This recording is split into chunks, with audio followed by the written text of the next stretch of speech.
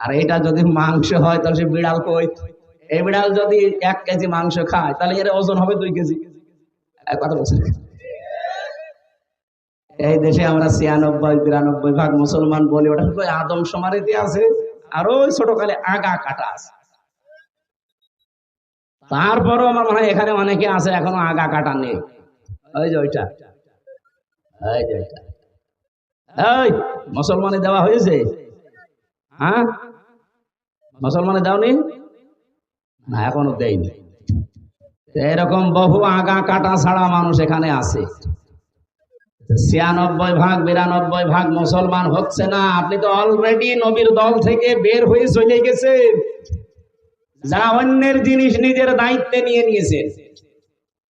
আর দ্বিতীয় শাস্তি কত কঠিন চিন্তা করেছেন, ওয়ালিয়াতাবাওয়া মাকআদাহু মিনান নার, সে যেন জাহান্নামে নিজের একটা স্থান তৈরি করে রেখে দিয়েছে, মরবে আর ওই স্থানে চলে যাবে।